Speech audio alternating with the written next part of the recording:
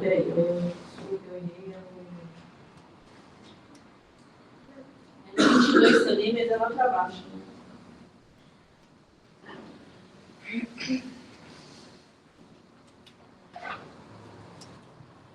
Questão do tributo.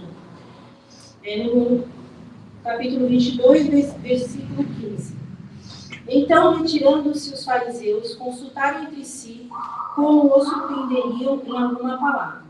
E enviaram-lhe discípulos, juntamente com os herodianos, para dizer-lhes: Mestre, sabemos que és verdadeiro, e que ensinas o caminho de Deus de acordo com a verdade, sem te importares com quem quer que seja, porque não olhas a aparência dos homens.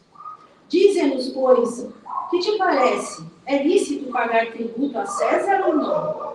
Jesus, porém, conhecendo-lhes a malícia, respondeu: Por que me experimentais, hipócritas? Mostrai-me a moeda do tributo. Trouxeram-lhe um denário. E eles lhe perguntaram. E ele lhe perguntou: De quem é essa efígie de inscrição? Responderam: De César. Então disse, dai a César o que é de César e a Deus o que é de Deus. Ouvindo isto, se admiraram e deixaram-no. Foram. Pois é. Jesus vivia escapando dessas armadilhas dos fariseus, né? Dessa vez os fariseus se juntaram com os herodianos. Quem eram os herodianos? É aquela turma de puxa-saco de Herodes. Então era tipo aquele povo de direita, sabe? Que tenta defender aquele que escraviza.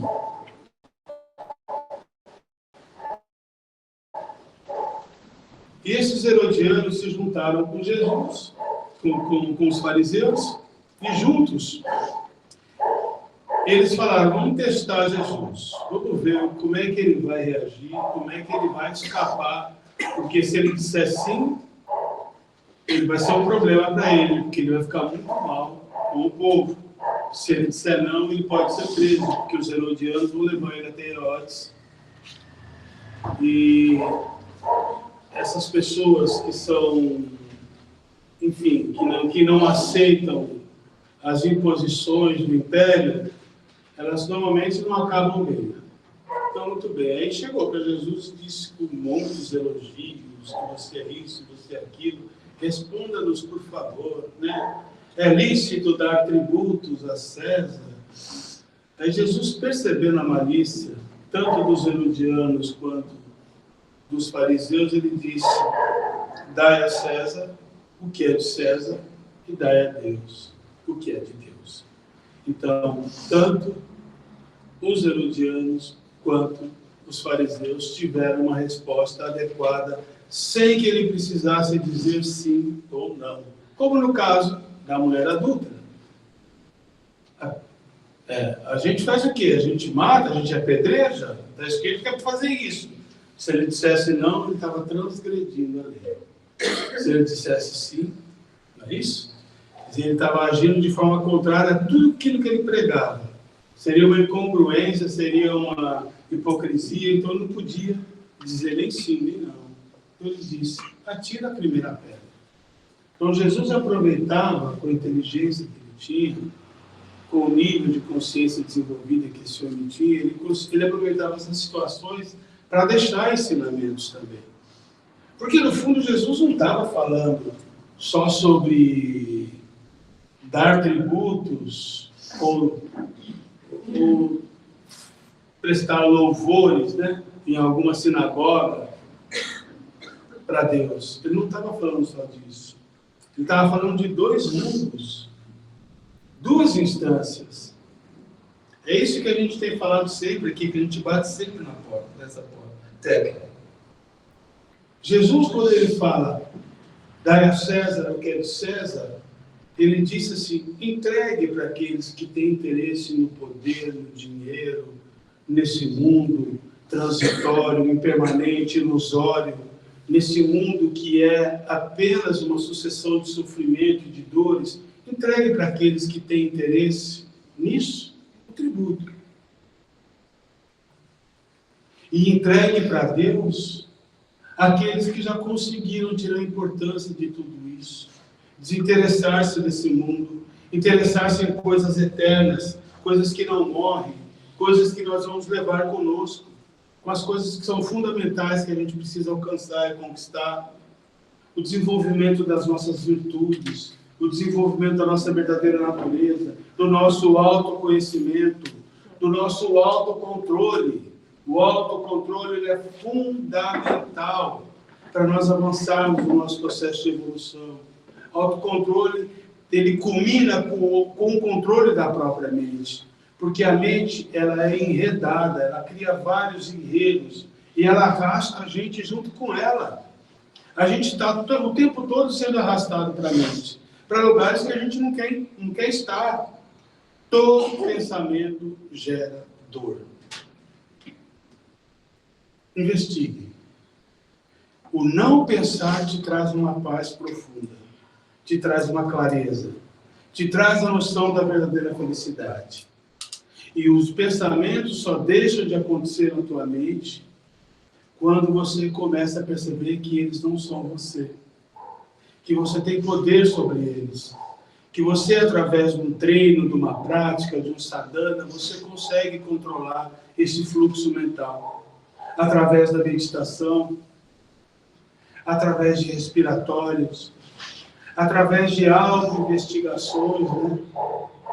Através, enfim, de auto-inquirições, de fazer perguntas que você nunca fez, de tentar buscar, de tentar extrair de dentro de você as respostas, de estar em sintonia com aquilo que pulsa dentro de você, com as suas intuições, com aquilo que é eterno. Então Jesus dizia, olha, você quer ir para cá, tentar resolver sua vida aí, ser feliz aqui e tal, ganhar poder aqui, ganhar glória, conquistas, vai, fica aí. A você é o que é para você. Agora, se você quiser ir para cá, aí é outra coisa. A Deus o que é de Deus. Então a gente tenta, ao mesmo tempo, né, viver as duas coisas, isso é impossível. Você não pode servir a Deus e servir a Mamon ao mesmo tempo. Você tem que fazer a escolha. Não dá para você viver no mundo e querer viver uma vida espiritual. Você pode. Você não precisa perder emprego, você não precisa renunciar à família, você não precisa renunciar aos seus negócios, você não precisa renunciar à sua rotina, nada disso. Você pode muito bem viver nesse mundo sem ser desse mundo. É aquilo que o Advaita Vedanta fala que é morrer antes de morrer. Esse eu já morreu. O eu que está vivo está nesse mundo, está envolvido com esse mundo, mas não é afetado por ele. Não é afetado por ele porque ele rendeu-se a Deus. Ele entendeu que é Deus que está no comando. Deus que controla. Deus que conduz a tua vida, as tuas experiências, o teu aprendizado. Deus que é o Senhor do karma. Deus que é o Senhor da existência. Deus que é o Senhor do destino. E a você vai sofrer muito menos quando você aceitar. É para ir para cá, eu vou. É para ir para lá, eu vou. É para ficar aqui, eu fico. É para fazer isso, eu faço. É para descansar, eu descanso. É para trabalhar, eu trabalho. Sem brigar com a vida. Isso no Vulveia, 2000 anos antes de Cristo, Lao Tzu já falava, é o agir pelo não agir. Essa é a ação mais poderosa que tem. Quando a sua ação, ela não tenta modificar o mundo, ela não tenta transformar as condições, ela não tenta transformar o que acontece em problema. Porque para você chegar nesse estágio, você tem que estar no estágio de aceitação, de compreensão, de rendição, de saber que o que acontece tem uma gestão inteligente muito maior que a tua. O que acontece foi pensado, está dentro de um determinismo voltado para algo sempre maior. A vida é um processo de aprendizagem. estamos aqui para aprender. As experiências, a nossa rotina, as escolhas que a gente imagina que faz, mas que acaba sendo conduzido a fazê-las, as pessoas que encontramos no nosso caminho, os lugares onde a gente vai morar, os lugares onde a gente vai trabalhar, as pessoas que convivem conosco, os nossos vizinhos, tudo isso, de certa forma, já foi orquestrado para estar acontecendo. Faz parte de um plano muito inteligente. E a gente passa pelas experiências porque elas vão acionar aquilo que precisa ser modificado na gente. Tudo que acontece na nossa vida tem o objetivo de nos provocar. Nós vamos ser provocados. Deus, ele vai estar sempre nos provocando. Ele coloca no caminho da gente aquela pessoa mais mala do mundo. E aquela pessoa mala, ela vai acionar dentro de mim emoções, reações, sentimentos que eu jamais imaginei que existissem. Mas eles existem. Eles estão no meu inconsciente. Então aquela pessoa está me fazendo um bem. Um bem porque está fazendo eu tenho que lidar com as minhas fragilidades. Ela está me mostrando que existe algo em mim afetável ainda, quando não deveria.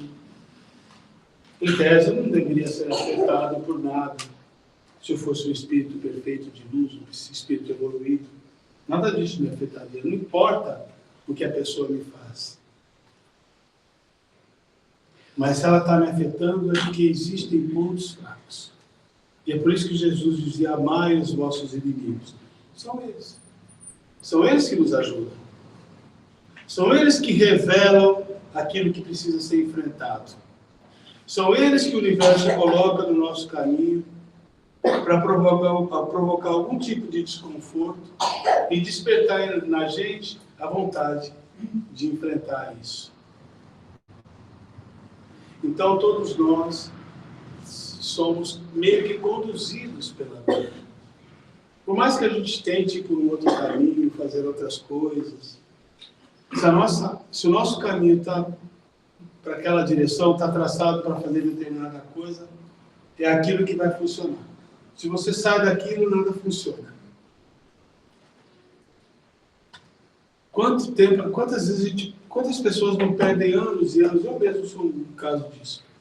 Anos e anos e anos numa ilusão de querer realizar determinada coisa, mas nada dá certo.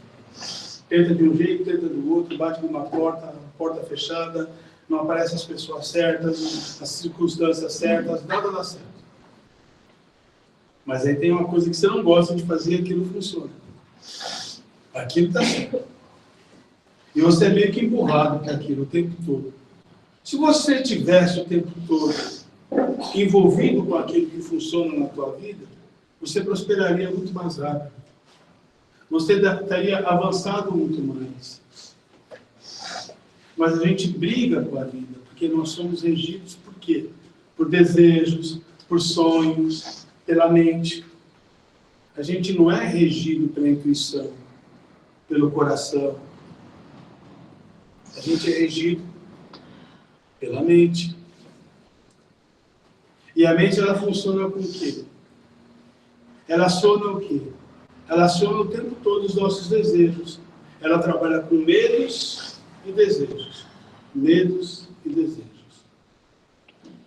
Que não são nada mais, nada menos do que subprodutos da nossa ignorância. A ignorância do ser humano faz ele desenvolver uma série de medos. Esses medos fazem com que ele deseje sair desse sofrimento.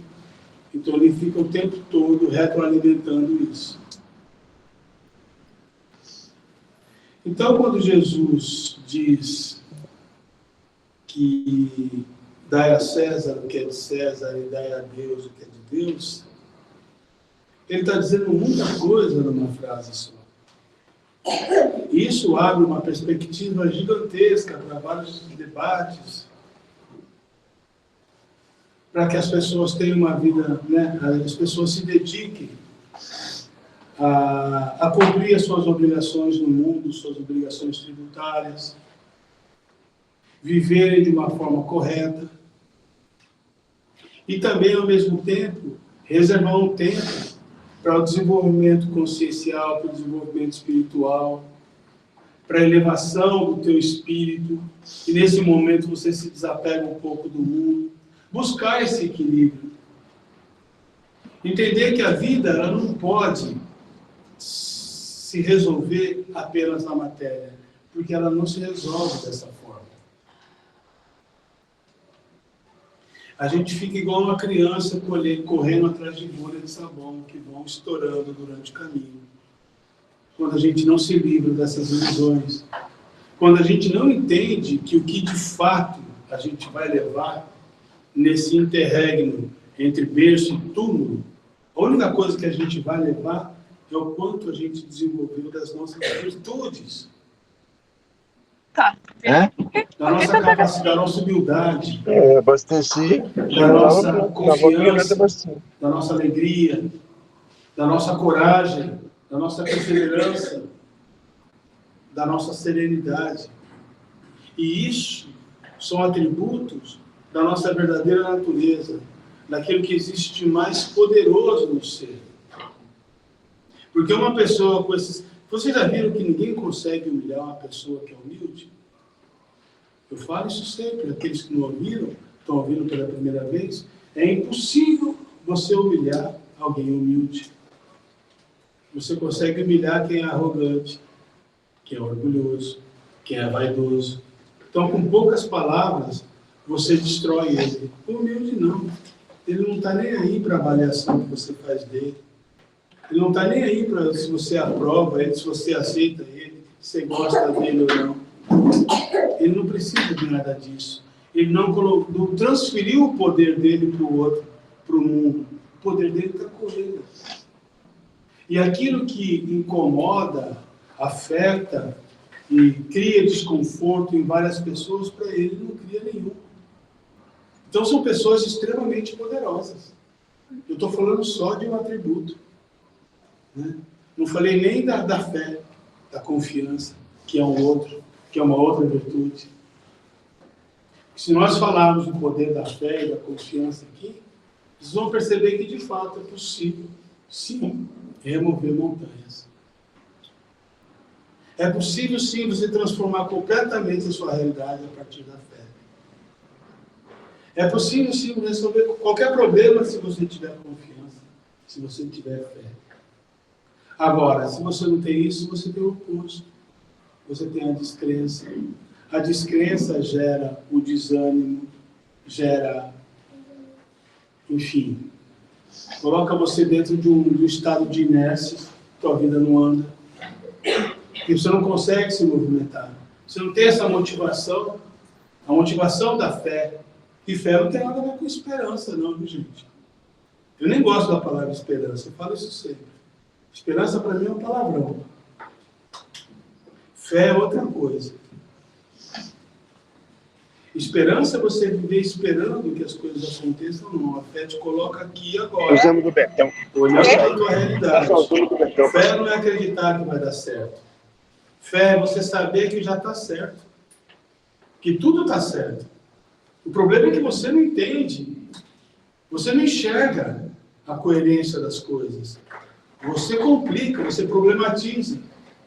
Você enxerga a coisa sob uma ótica distorcida. Porque os seus olhos não são bons. Se os seus olhos fossem bons, você viveria na luz. Né? Como nós temos olhos ruins, a gente só enxerga escuridão. É isso.